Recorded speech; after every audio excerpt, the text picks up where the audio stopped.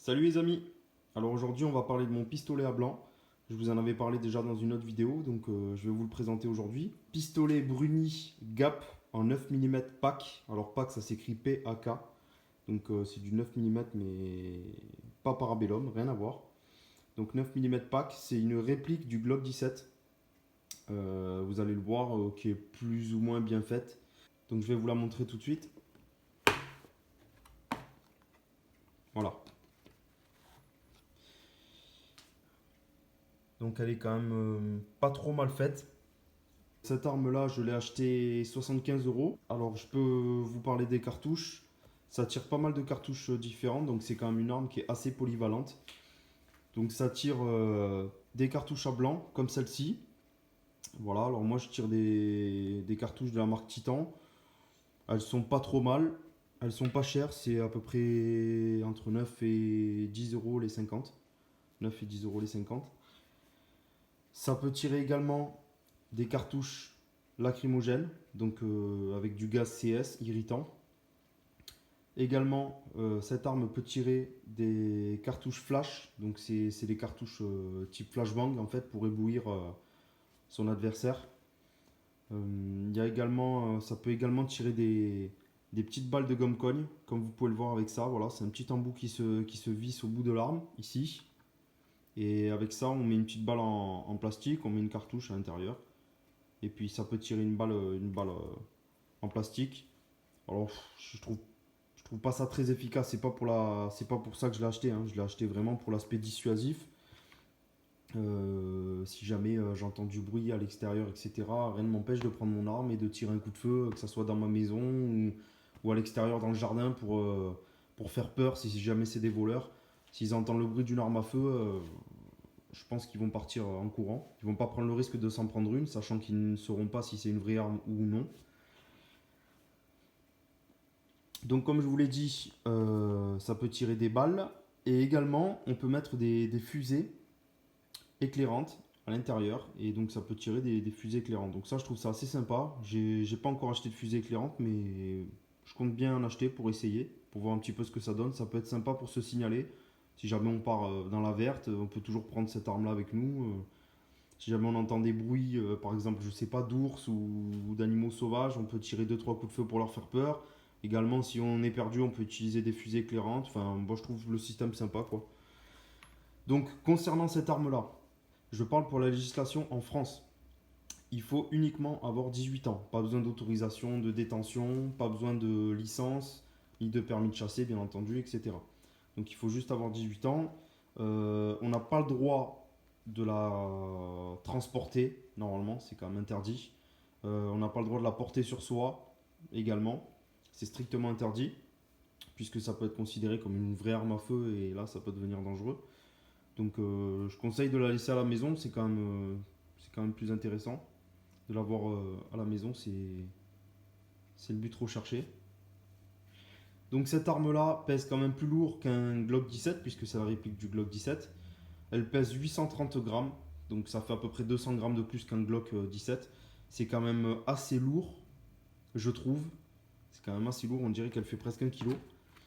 Alors, je vais vous montrer son fonctionnement. Alors déjà, dans la boîte, qu'est-ce qu'on trouve? Le mode d'emploi, le petit embout qui se visse juste là. Je ne sais pas si vous allez le voir. Alors, on voit le filetage là. Voilà, l'embout qui se visse juste ici. Ensuite, nous avons une petite clé à laine, un petit kit de nettoyage pour nettoyer le canon. Voilà. Et en fait, il y avait ça à l'intérieur du canon. Alors honnêtement, je ne saurais pas trop vous dire à quoi ça sert. Mais moi, je l'ai supprimé. Donc c'était vissé à l'intérieur du canon, comme ça. Voilà. Moi, je l'ai supprimé puisque j'ai constaté, en faisant plusieurs tirs avec cette arme, qu'au bout d'une, on va dire au bout d'une dizaine de tirs, une dizaine de cartouches, ça commençait à bugger. C'est-à-dire que j'avais pas mal de ratés. Pourtant, les munitions de Titan sont réputées pour être de très bonnes munitions à blanc. Mais le problème, c'est qu'il y avait une accumulation de poudre en fait, qui se faisait derrière cette bride. Voilà, donc il y avait une accumulation de poudre et en fait, ça a pourri tout le système à l'intérieur. Donc, ça marchait plus, ça fonctionnait plus. Donc, je vais vous montrer le chargeur. Voilà. Donc ça n'a rien à voir avec le Glock 17. Là, c'est des chargeurs de 10 coups. Sachant que le Glock 17, c'est un chargeur de 17 coups. Donc voilà, tout simplement. Donc là, nous avons un arrêtoir de culasse, ici. Donc qui fonctionne de la même manière. Hop, voilà, tout simplement. Nous avons des organes de visée, qui sont tout ce qu'il y a de plus basique.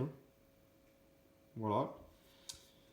Nous avons également ici, alors c'est pas comme sur le Glock pour démonter l'arme, c'est une sécurité. Voilà. Là j'ai actionné, on ne peut plus rien faire au niveau de la détente, de la queue de détente.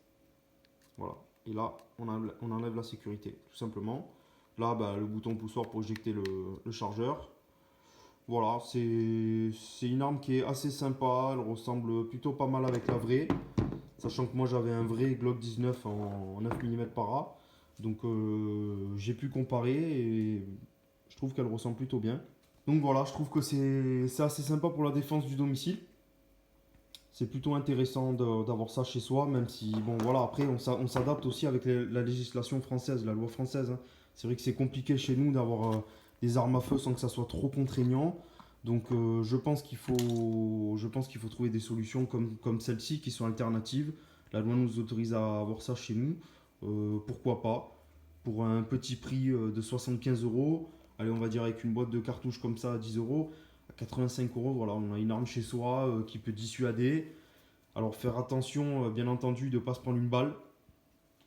Et je dis ça, c'est-à-dire que si jamais il y a des voleurs qui viennent chez vous et que vous voyez qu'ils sont armés, ne vous amusez pas à sortir ça.